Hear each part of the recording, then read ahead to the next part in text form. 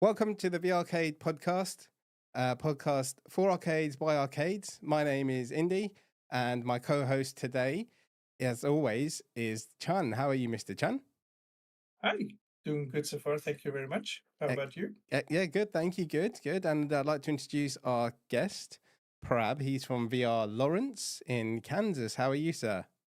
I'm good. How are you?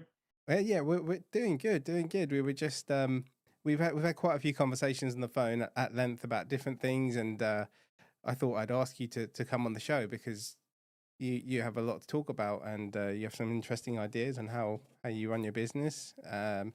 So yeah, let's dive in then. So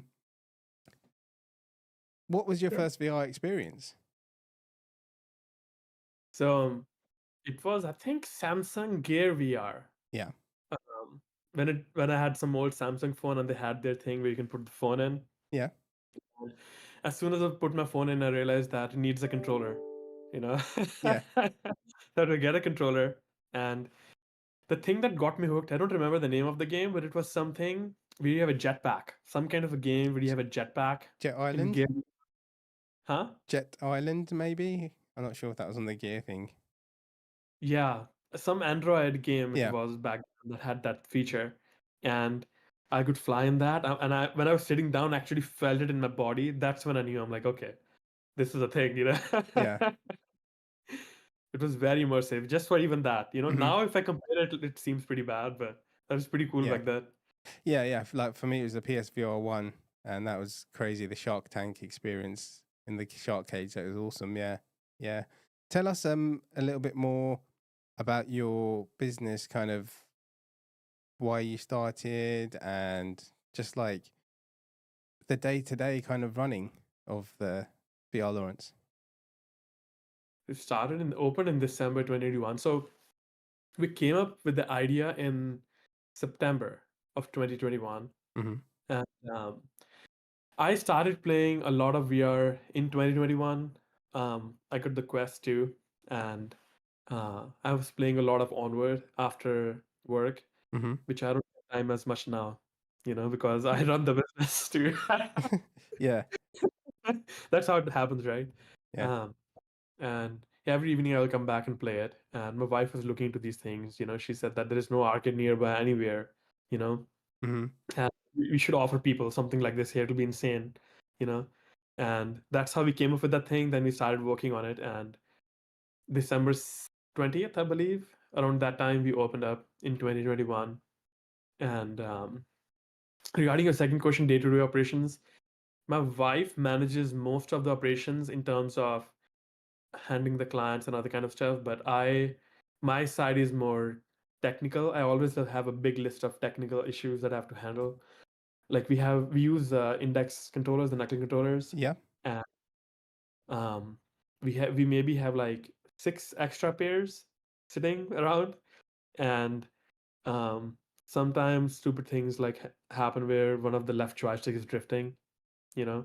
So we'll have piles of those to fix as well. Yeah. I just desolder and solder a new one on there, and we have parts for that. And general things like driver updates, testing new games. There is bug in a room where a certain software is acting weird. It could be the Pimax tool or it could be Steam. So I always have a big list of things that I have to handle, which is on the tech side. Mm-hmm. That's what I do most of the times. After I get off my other business, budget repair, I go to the arcade and do those kinds of things. And Saturday, the whole day, I'm at the arcade handling these things. So technical side of things I handle essentially, or automating things, writing code to do that kind of stuff. Yeah. Oh, got you. So, how many different hardware do you use then in your arcade? You were talking about the Valve Index controllers and also the Yeah, Pimax. yeah, it's So, pretty straightforward. It's index controller, Pimax 3090 graphic card, but it's Pimax 8KX, which was the best one back then. Besides the Aero ones, which are extremely, extremely expensive for what they are, and and and then we have racing sims. The racing sims used to be VR, but I don't know if it's used to love that thing. I'm not sure if it's the most people don't like it here. Basically, people would get motion sick a lot in that. You know, they'll spin around in that. So after 10-15 minutes, most people will be because they'll slam the gas. They maybe think it's just go or not. In real life, nobody would just slam the gas of their vehicle from from starting. So Yeah. they'll just slam it all the way and then it'll keep spinning and they'll get motion sick. So you remove the VR from that, unfortunately.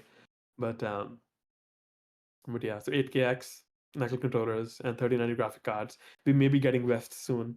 Um, but waiting for CES to see if there's something new that's coming that's better. But And how many stations are you operating at one time? right now we have 7. So we started with 4 and we put 3 more. So right now we're at 7 stations, VR stations. Cool. Right. And I also know the struggles that, the Valve Index controllers getting broken and you need to repair them. I was watching so many YouTube videos on, how to open them and how to somehow repair the trigger button and what can be broken there. It's a mess. I know everything now about it. I fixed so many issues. I feel the same. Feel the same. So if you know how to fix the trigger, that you have to tell me, because that's a big Sure. problem. Oh, you know how to fix it, John. I mean, if it's basic stuff, I hope so. I think so, because I also fixed 2 or 3 of the trigger buttons myself. Not the button, but so button, not the buttons themselves, but when the trigger itself comes out, or the way it's mounted, it breaks off. Yeah, I mean, we can sure share some details after the call, I think. But yeah. yeah, talk about it, of course. Okay. Great. So, on the side of the VRCade business, you said you were open from 2021 December onwards, right? Yes. And did anything else change besides, just getting a little bit more stations from 4 to 7? Did you Yeah. upgrade anything else? So we had 4 stations, and then after like 4 or 5 months, we had another suite right next to us. So we expanded into that, doubled the size. That's how we got space for 3 more stations. And then we also have a separate party venue room where there's a big table, TVs, chairs, fridge, and all that kind of stuff. We host a lot of birthday parties there. And that's we did with that. And we had, for some bizarre reason, the first couple of weeks, because we did everything so fast, you won't believe it, but we did not have we did the if a group comes 4 people and they book stations, we did not have them linked up on the audio. And for the first like week or 10 days, later I realized I can just do Discord or Steam chat. We did that initially. That thing was odd, but yeah, besides that, we've added a bunch of games. It started with, I believe, 20 games. Now we have about 70 of them, and we license them from Springboard. Some of them are direct licenses, some are Springboard and Springboard VR. And yeah, unfortunately, the games fluctuate, so it's 70 plus and minus some, because games will update and bugs. Sometimes some bugs will come which are just destroys the experience. So you have to pause and reassess what to do with that one and stuff like that. But So, what are the most popular games in your arcade at the moment? most popular ones, I would say, depends on the group size and the age. For a lot of the kids, they play Job Simulator. If it's larger groups, it's funny, but that's true. uh, for larger groups, then it comes games like Rotten Apples, which you guys offer, and because they need multiplayer and a bunch of people to want to kill zombies. And Onward is also popular among groups. They like to play the military sim, and Gone is another popular one. And I would say it depends. If younger people, if it's they are boys, they like usually the military stuff more, shooters more. Um, and if elderly people come, they'll probably play Google Earth. More exploration than games, stuff like that, or kayaking, stuff like that. Yeah. So, Oh yeah, recent popular thing has been the Plush Rush. A lot of people have been playing it, that game. Once they get in there, and a lot of the times, like especially the birthday parties, once they start in that game, we try to direct people in the games they'll enjoy and stay at. It Yep. helps us also, Yep. so that we can focus on helping everybody instead of each individual person running constantly in case they need help with something. So Blush Rush, once they get into it, they usually convince their other friends which are playing other games through the chat. You join this game, so they all just pull together and play that game. It's been happening quite a bit. Yeah, that's good to That's hear. pretty cool. That's good to hear because I think one of the main things was just to make it easily accessible and just fun, basically. So Yes, because that easily accessible part, you have hit the nail in the head. Because whenever what these game developers do, they'll make it so complicated to make lobbies, even on LAN. Like it's insane how complicated they make it. These number of steps. It seems like your team is focused on simplifying the number of steps to get to the result as least amount of steps as possible, which is amazing. You know, so that's pretty good because a lot of the games you have to uh, go through so many steps to make a lobby and to find a lobby and then join the lobby, yeah, and then bring up a big keyboard that's hard to type on. So it becomes so many steps. yeah, But Yeah, I think it also really helped us, to own arcade and see what you can struggle with and how you can help the customers. So we also kind of had to learn, it should be easy to get them in the game. It should be easy to start. It should start more or less immediately because, people are there to get into the action really fast. yes, you So understand that because a lot of big companies also, because they develop games and they are gamers, they don't find these things difficult at all. Like if I'm playing a game, no matter what game it is, I can very quickly get into it, and figure out how to do it. So they come from that perspective. To them, it's like the simplest thing. They don't even think it's a problem. They don't understand that a lot yeah, of people, when they see it, it's very confusing for them. yeah, yeah, and definitely, also definitely. it's completely different for, arcade users and when you're just playing VR at home, right? The ones at home are usually more experienced. They want to have, also more meat in the game so that you can do more stuff and it should be, exciting for them.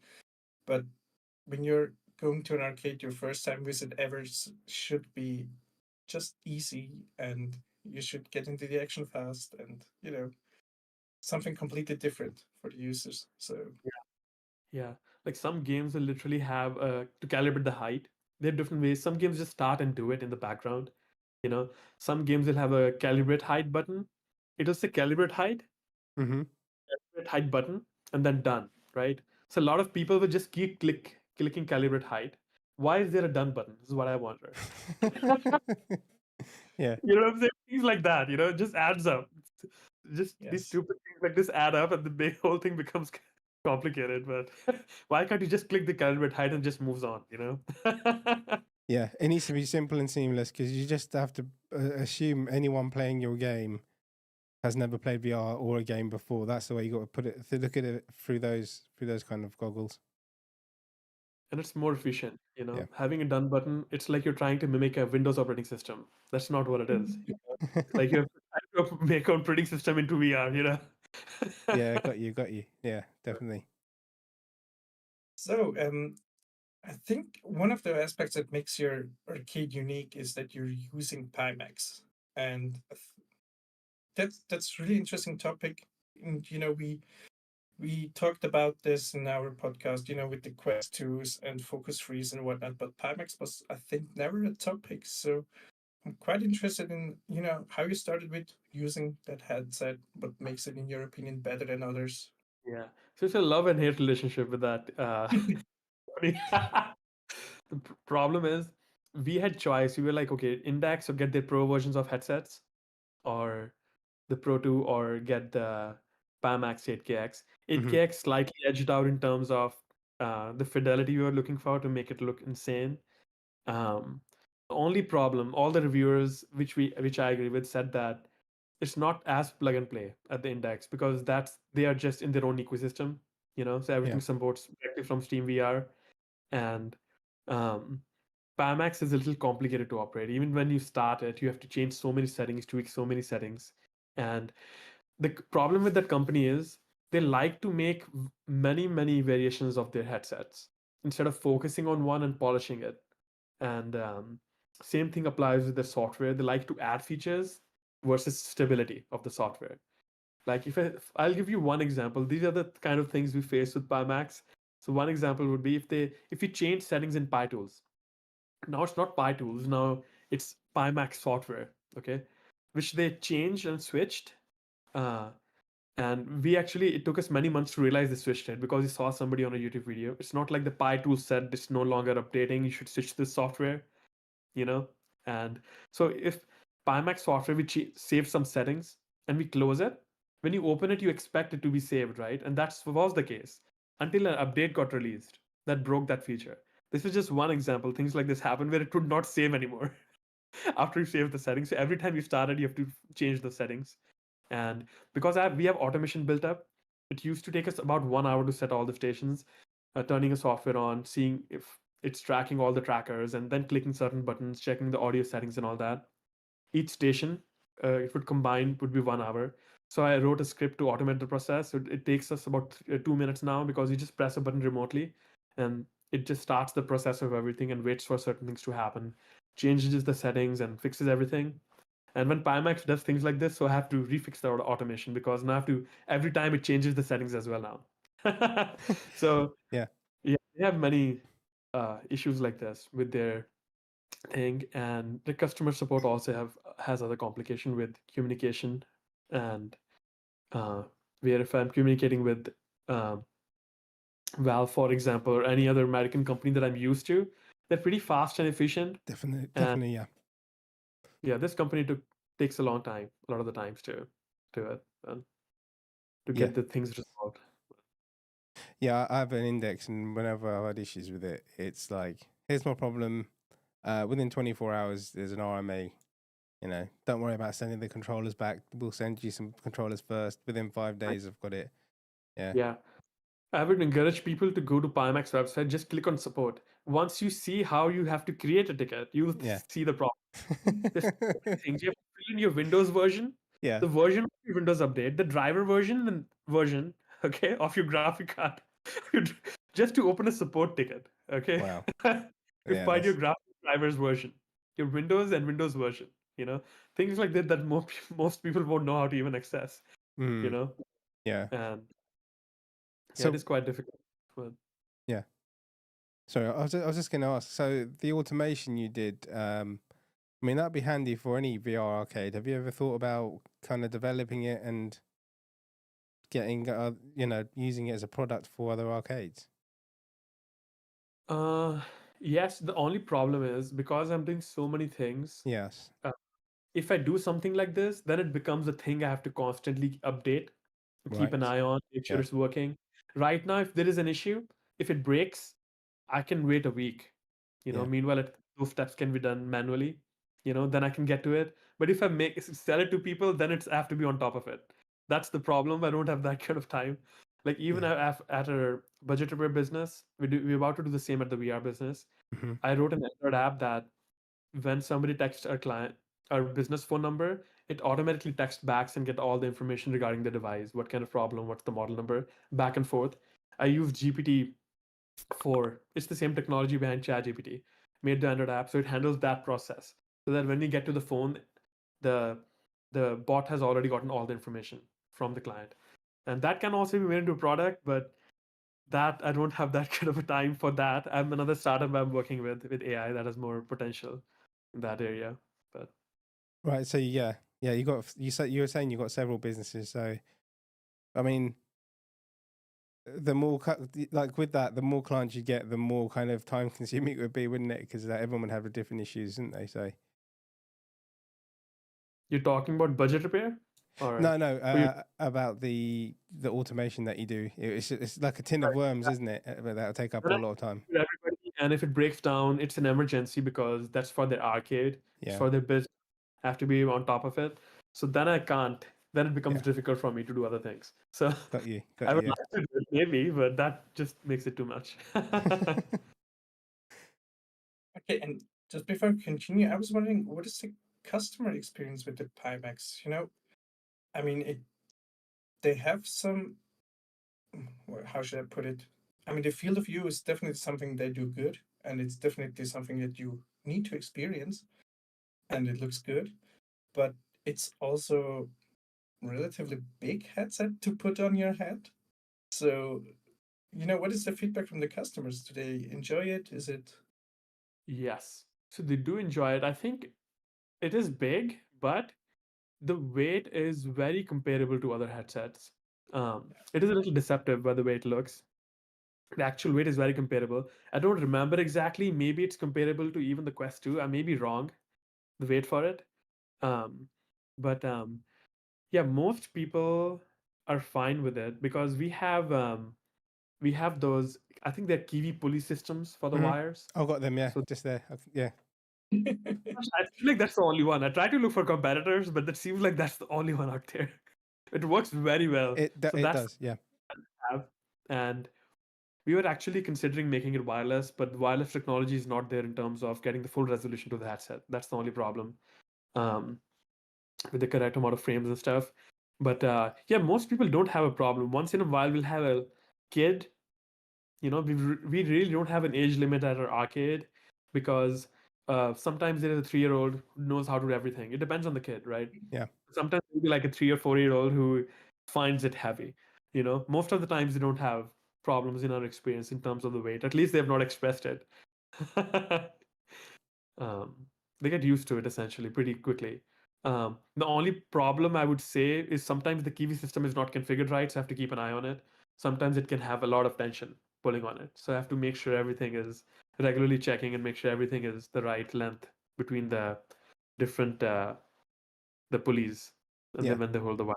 But Yeah, I didn't think about that because for me, I just use it for at home streaming and stuff like that, and it's just set. But yeah, I get because different heights and different games and how far they're gonna be traveling and things like that. So yeah, sniping and onward, laying down on the ground completely.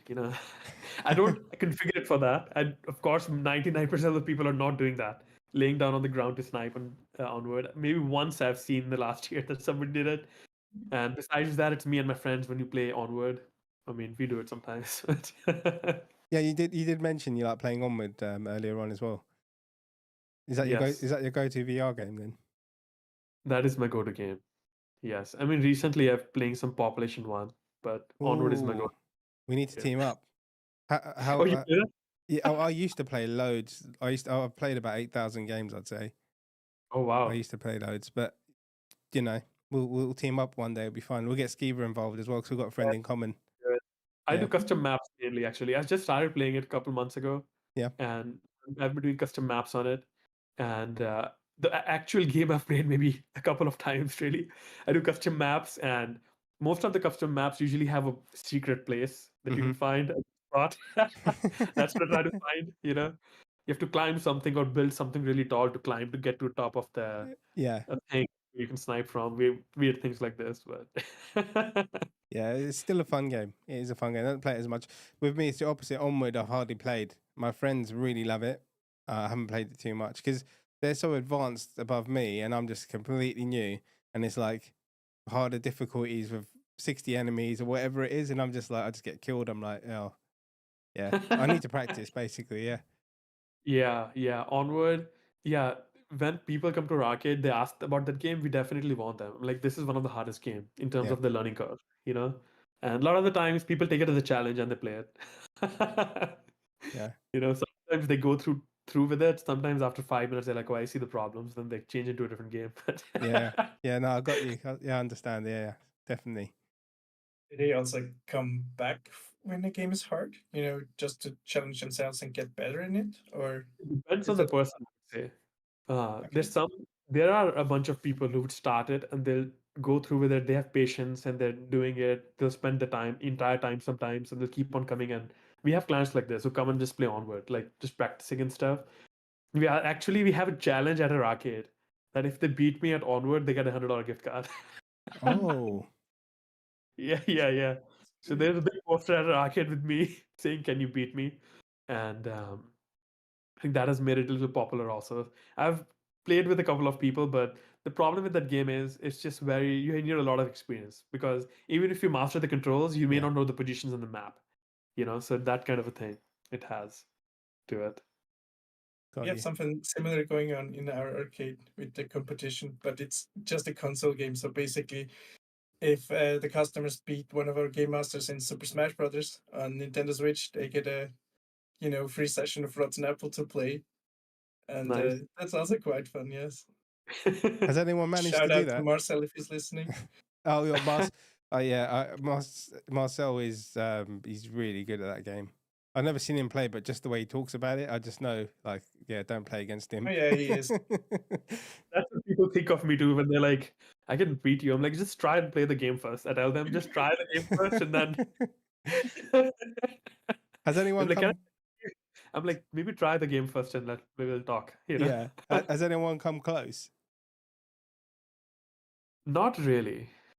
Yeah, nobody has come close yet. So two adults have challenged, one kid challenged me, So with the kid, I didn't want to, just destroy destroy him in the game. So we started gentle, and when I realized that he, it'll be easy for me, so we kind of just played around. I taught him a few things, kind of turned into that instead. Yeah. Me teaching him a few things, than playing against bots and other people online. But I'm not saying I have participated in League One in Onward, and I'm not saying I'm the best, but for like if I go and play online, I definitely find people who are pretty tough. Yeah. But for people who are coming at the arcade who are not constantly training in Onward, that's difficult. That's why we have the challenge, because I know it's difficult, but if they beat me, sure, you get the $100 gift card. Yeah, got you. Okay, then onto another topic, and you mentioned that you also have some other jobs that you're doing, and Little Bird told me that one of them has to do with generative AI in VR. So without saying too much, I just hand you over the word. And what is it? What can it do for VR? Yeah. So there are a lot of open source projects like this online. A lot of since ChatGPT came out, a lot of people are trying to put generative AI in games in general, especially in terms of the character dialogue in the games, where you're actually conversing with them. You may have seen some videos of people doing that online, right? Yes, exactly. And there are rumors that the next GTA version, they keep on delaying it. Hopefully, they'll incorporate that in it. There's some rumors that they may do that. And the next level of that is characters having their own storyline that's also dynamically generated. Where there is this article that says generative agents interactive simulacra of human behavior. So it's like Sims essentially. It's a small experiment essentially. Like Sims, they did a small experiment in a 2D game, similar to Sim kind of a game, where each character they start the system and the characters talk to each other, and each character has its own parameters of their personality, what they like to do. So they'll wake up, go brush, take a shower. All that stuff is dynamically generated using AI. It's not hard coded. It wakes up, it knows it has to go to the restroom, brush, and all this thing. It goes out. If it's its birthday, it'll go and talk to other people. Other people will go and actually invite their friends. This is not hard coded. They'll actually go and invite their friends, and depending on their friend's personality, if they're busy doing something or not, they'll be like, okay, I can come to the birthday. This is one example. So they'll actually invite people dynamically and come to the birthday, for example. That's So it'll be crazy. dynamically Yeah. storylines. Like literally, they implement something like this in Grand GTA or some big game like this, for example, you can have friends in VR that you can talk to them. You can do pretty much anything. Build your business in VR, because you can then hire people who are dynamically also generated. You don't have to simulate everything in 3D, of course. Once it all you, those scripts can run separately, just as storyline of their scripts. But every person has their own storyline that's been generated dynamically, essentially. And I think that will be insane. Like at least if some kind of a generative, at least dialogues can come soon in games, that will make it so much more engaging. The games, because a lot of people will interact with the characters much more than before. And it'll be shocking for people, of course, as soon as a lot of people, especially in arcade, they'll talk to somebody in the game and they're actually listening to them. They're like, "What is going on?" Yeah. Gamers will get it. You will probably understand, what's going on. But yeah, it's crazy how how fast technology is moving. Because when we were kids, that was like in movies, right? You see it in a movie, and it would say the year 2564 or something, you know, and now it's just like it's 2024 nearly, and it's crazy how fast it's moving with AI, and it sped everything up so much. Yes. Yes. And not just that, there'll be dynamically generated worlds using AI, which is happening too, even including 3D models. So a lot of research is getting put into this. There's small startup companies coming out where you can just tell what kind of model you want to make and generates the textures and the model. And some are coming which generates the motion also and the joints and stuff. That's much more difficult, but they're getting there. So in the future, it's possible there'll be dynamically generated worlds also using AI, um, which will be even more crazy. So you kind of go in it can become a thing. You enter VR and you're like a god. You can create any game. That's Yeah. far off in the future, right? Just because it requires so much optimization of. I'm sure a company right now can make this with a Yeah. lot of GPUs, but just to make it mass distributed, it requires a lot of optimizations of the technology. Getting to the level it actually run on these things. You can get in VR and you're god. You can create any game you want, any character and storyline. It just puts you in it. That's far off in the future, though. I think. Yeah. That's You know, crazy. just because of the amount of processing power it needs. Yeah. To be distributed mass. But Yeah. Chan, I saw your eyes light up when he said you could be God in VR. Does that sound appealing to you? Oh yeah, of course. I mean, I already have a god complex, so a godlike game in VR, I would be all up for it. No, but I'm really curious to know, do you think that there should be restrictions also in, working with AI, because you're kind of doing that stuff yourself? So people always talk about, should there be restrictions because AI could otherwise just take over the world and we're just doomed right, as right. humankind? Like every technology, it's a double-edged sword. So you can use it for good or bad. The problem with the AI stuff is, in most of the technology in the past, we have been reactive. When they find out something bad is happening, they stop it. Then they figure out what is happening. AI may be slightly more complicated than that, where by the time they find out something weird is happening, it may be too late. The only problem is um, that because everything is connected to the internet, and if you make something smarter than you, that's the main problem right now. If you make something smarter than you, how can you even govern it? Because you don't even know what it's capable of thinking. If you put X number of parameters and barriers around it, if it's 20 times smarter than you, hypothetically, it may not even see the barriers. Do you see what I'm saying? Yeah. For it, barriers, if you ask it, do you see the parameters you put around you? They're like, what parameters? Because it doesn't even, it's so rudimentary, right? So that's the problem with these things. Um, so it is difficult on one hand. If we regulate it heavily, then only the small companies and large corporations will accumulate that power, you know, where they'll be able to do so many things that an individual cannot do just by themselves, just by a computer, right? Because they have access to such an AI. But if you mass distribute it, it can cause chaos, but it can also. Um, I am more towards the distribution a little bit, but also, of course, if a company discovers an AI 10 times more powerful, I'm not saying give it to enterprise, but maybe don't distribute it to anybody. The government has to come and think about these things, essentially make a panel and discuss these things. And um, because the government moves very slowly with anything, just because of bureaucracy involved in it. Anything they move slowly, but the AI stuff is going really fast. So the government has to get involved in this essentially to make it not dangerous. I think generally what's happening right now is nowhere close to dangerous, it seems like. But apparently what was happening in 10 years started happening in 5 years. Then what was happening in 5 years started happening in 1 year. In terms of the development of the large language models, what was happening in 1 year started happening in 6 months. So it's getting close to every few months. What they are able to do now with the large language models. I don't say AI essentially, I'm saying large language models because that's what they are essentially. But that may turn out to be good enough a thing to become a general purpose AI. It's basically just predicting the next word or token. Essentially, that's what the large language model is.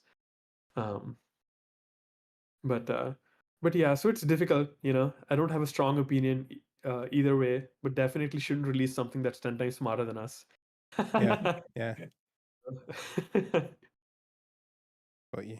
Yeah, that's a very really interesting subject. Something to think about. Because the problem is, if it's so much smarter than you may not be physically capable of thinking the things that can even protect or control it, you know? Yeah, because it knows what you're going to think way before you're going to think it as well. So that's, yeah.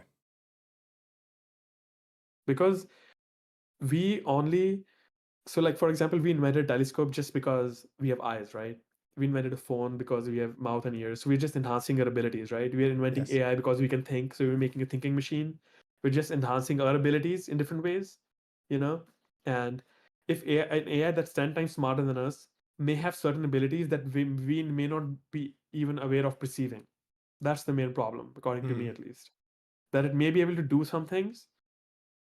Thinking is a certain process. It may be able to do some things that we don't even understand, you know, just because in different form completely. But Yeah. Chan, have you looked into this at all? Have you done much researching and No, I think, just using a little bit of ChatGPT and Dolly and whatever, but other than that, not really that much yeah, in the AI field. But I quite find it interesting, and I'm pretty sure that it will be part of our future. And I don't think that we, you know, will have a future without AI. yeah, I feel the So main problem right now with the current trajectory is at least the economy. So many jobs will be replaced. You know, yeah. that's the main problem. And the government has no idea and it's not ready for it, you know. yeah, but people always say when a machine gets your job, then that opens the door for other jobs. Right. Maybe we will have something like that. Hopefully, yes, because now there is a Tesla bot, right? Other companies making bots. Tesla is making the robot. So um, if it's taken to its fullest extent, there may not be any jobs. If it's taken to the fullest extent with the robots and the thinking machines, then you have to come up with a whole different kind of economy. Given the government is slow, you need a different kind of economy. That is the problem. Yeah. So hopefully there is something. The transition period may be hard. We'll see, you know, how it goes. Um, but yeah. Yeah. Very cool. Interesting stuff. Yeah, and to come first full circle now, let's get back to the VRCade business thing. And what is the future there? What do you see? Other than just using it for the software, hardware wise, what do you think will be the future? What do you wish for to be able to do in VR? Yeah. Future. How far future are we talking about? Let's say next 5 to 10 years. 5 to 10 years. Um, I mean, at least in terms of hardware, expect something like this, you know, something more seamless. Yeah. And it may be quite hard unless they master cloud computing and the latency issue with that. That's a very good shortcut to it. If they can master cloud computing and latency issue, where they can do cloud computing, then you can have something lighter, much faster. Um, that you can have on your face and everything is done on the cloud. Right now, the problem is you can do something like this but in VR, you'll get motion sick because if you move like this and it takes half a second to render that frame to the cloud, that's going to be a big problem. Yeah. Um, if they master that things can happen fast. I'm just hoping for more immersion, you know, with vision, hopefully foveated rendering supported by all the games and in all the headsets, because I think that's a very easy way. I mean, not just easy. Why do you want to render something that you're not even looking at? You know, just a simple optimization thing, you know? Um, so hopefully all the game developers have that built into it. All the headsets have that built into it. More immersion. And hopefully the VR treadmills, there is an alternative to what they have right now, because I personally think it's not there yet. It's more like a workout, from what I understand. You know, that you can't just get in it. Like in real life, you can take a walk for 20 minutes if you want 30 minutes, not a problem, right? But this becomes a workout, from what I understand. You're essentially Yes. sliding your feet on these treadmills. Yes. So It's the hopefully they can friction. Yeah. push Sorry. more. in that. Maybe some kind of shoes. I don't know if that's even possible. But to miniaturize something that much to be able to handle those things, but something more immersive like that. Hopefully, before they get to the place where where you just plug into something like the Matrix. But that's far off. That's far off. Before that, it'll be more like you know, Ready Player One kind of where he has harnesses around him. Hmm. You know, have and he's trying to feel immersive in that area. But Yeah. hopefully, better vests with better technology, where it's more than vibration motors. They can generate different sensations. Right now they're just mimicking, um, estimating and trying to mimic it.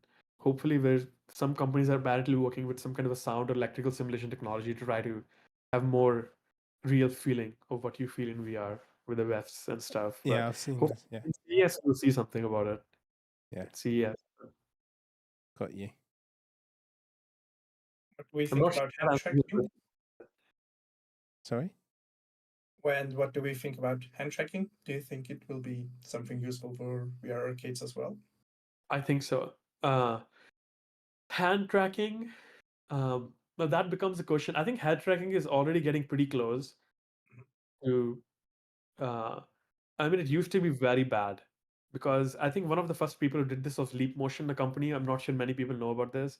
They had this device. I'm not sure you may have heard about it. They put it on your computer, and it tracks your hand. You can Hmm. control your computer.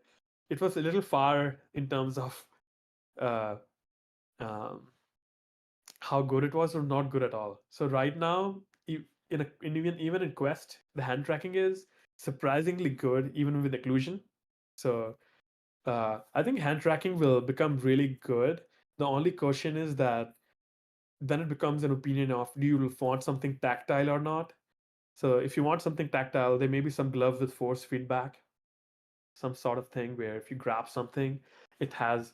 I've seen a bunch of prototypes where they have something here which pulls the strings, tightens them, makes you think you're holding something, right? Things like that.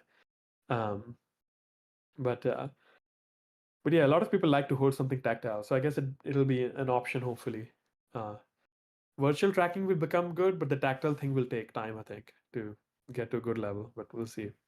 A lot of companies are working at it, and probably something in CES we'll see. But Yeah, I mean that's the time to show off your new tech, right? yes, yes.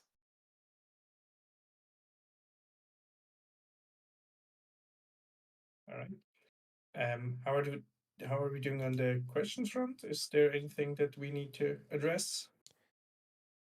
No, I think we had a really good conversation. Prab, thank you very much for coming on. Really Of course. appreciate it. And it's nice to talk about the VR arcades. We talk about different things, but generally it's to do with how you run your arcade and what you do and that kind of thing. But it's interesting that to speak about something totally different, which is an interest to you, and it will affect VR arcades in the future. Yeah. Yes, the AI will definitely make it more immersive. Yeah. To see somebody in real life and actually talking to them, I mean, better than on the screen. Mm-hmm. Yeah. Even that would be insane when that comes. Excellent. Well, thank you very much, Prab, for coming on. Really appreciate it. Of And course. yeah, just something to think about, everyone. The whole AI thing, because I kind of you think about it and then you don't realize if you got to think of it more steps ahead and more in the future. So definitely taking away some pointers there. And thank you very much, Mr. Chun, for being an excellent co-host as always. Thank you also very much. It was a blast. I mean, we had so much interesting topics now that I Yeah. think we could go on for another hour, but We could. Yeah, we really definitely cool could. to have you here, Prab. Thank you very much for coming on. Of course. Thank you, Of Prab. course. You're welcome. Yes, thank you everyone for watching. Have a Merry Christmas and Happy New Year. We will be back in 2024, I believe on the 9th of January. So until then, have a Merry Christmas and a Happy New Year. There is actually an update for Plush Rush and Rotten Apple, like a Christmas update. Go check it out if you're interested in that.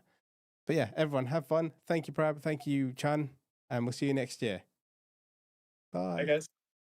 See you.